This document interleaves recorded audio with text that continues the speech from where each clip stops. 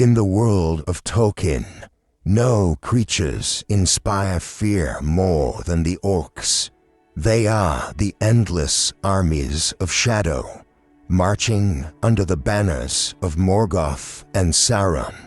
But behind their twisted forms lies a question that has haunted Middle-earth.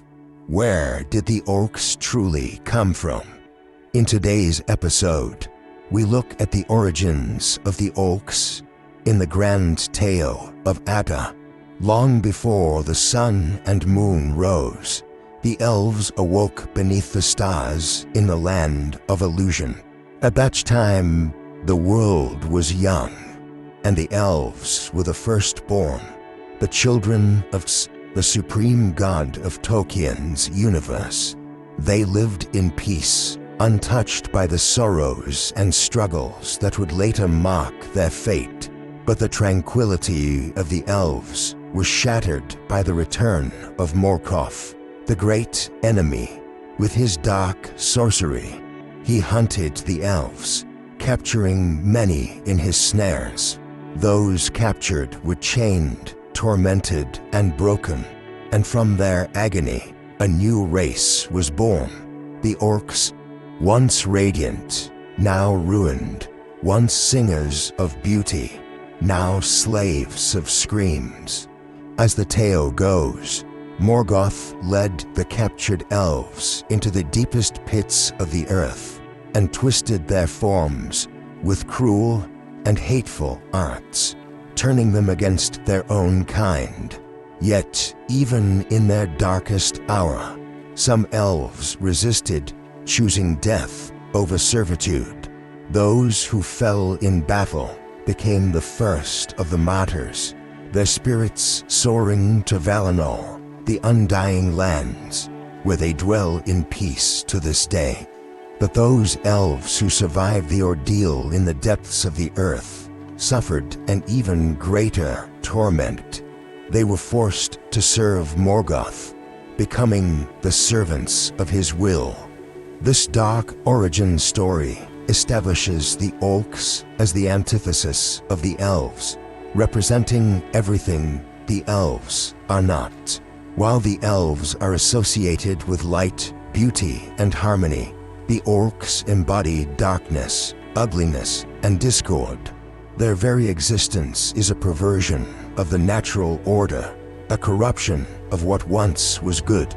This stark contrast between the two races highlights the tragedy of the fall of the Noldor, emphasizing the depths of Morgoth's cruelty and the horror of his deeds. Yet, as the story of Middle-earth unfolded, the nature and origins of the orcs became increasingly complex. Tolkien's early writings presented a clear and concise narrative. Orcs were elves, corrupted by pain and cruelty. But as the legendarium grew, so did the questions surrounding the orcs. Could the holy flame of truly be corrupted beyond all hope? Or were there other forces at play in their creation? In later notes and essays, Tolkien explored different possibilities. He considered the notion that the orcs were not created but bred, perhaps from beasts, mingled with Morgoth's malice, or shaped from men, easier prey for corruption. These ideas introduced a new layer of ambiguity, suggesting that the orcs might not be entirely of the same ilk as the elves, but rather a hybrid race born of different substances. This ambiguity also raised theological questions about free will and predestination, suggesting that the orcs may have been fated to their dark destiny from the moment of their creation. Despite these musings, one vision endured: the orcs as the fallen elves of forever bound to hate.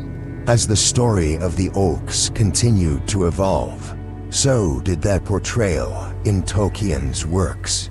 In The Lord of the Rings, They are depicted as cruel, savage, and cowardly creatures who despise beauty and cannot create anything themselves. All they build is stolen, ruined, twisted. They breed in countless hosts, but without a master's lash, they quarrel and betray each other. This portrayal reinforces their status as the antithesis of the Elves, emphasizing their destructive and discordant nature. However, Tolkien also recognized the internal conflicts within orcish society. He noted that their envious strife and backstabbing often proved to be their downfall, leading to their own destruction without any external interference. This weakness, their tendency to destroy one another, ultimately saved Middle-earth many times. In The Hobbit, Tolkien gave them another name: goblins. These smaller creatures inhabited the misty mountains and Moria, dwelling deep underground and preying on those who ventured too close. They were cunning and fierce, but ultimately less significant than the orcs of Mordor. Later, in The Lord of the Rings, Sauron bred the Uruk-hai, great and strong orcs, who marched openly in the daylight and played a pivotal role in his wars. The most infamous of these were the Uruk-hais, towering warriors with a great appetite for battle and a resilience to fatigue that made them formidable opponent.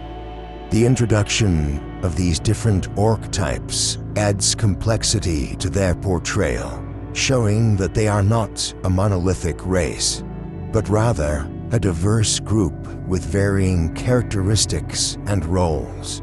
The diversity of orcs is further emphasized by the existence of half-orcs, offspring of orc females and male prisoners taken by Spron. Chief among them was Grima Wormtang, Saruman's servant, who played a significant role in the downfall of Rohan. Half-orcs like Grima possessed human-like qualities such as speech and cunning, setting them apart from the more bestial full-blooded orcs.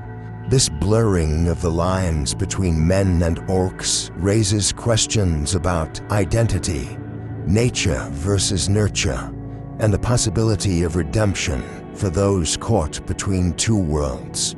As the tale of the orcs unfolded, so did the mystery surrounding their true nature. Were they cursed elves, corrupted men, or something else entirely? Despite the ambiguity, one thing remained clear: the orcs embodied everything that was lost and broken in Middle-earth. Through the ages, the drums of war have echoed across Middle-earth, calling forth the armies of darkness. At their vanguard stand the orcs, the foot soldiers of evil, eternally marching under banners of hate and despair. Their twisted forms and cruel laughter strike terror into the hearts of men. Yet their origins remain shrouded in mystery. Some whisper that the orcs were once noble elves, kindred to the Noldor, captured by Morgoth in the days of old. Tormented and broken, their spirits turned black, becoming vessels of anguish and decay.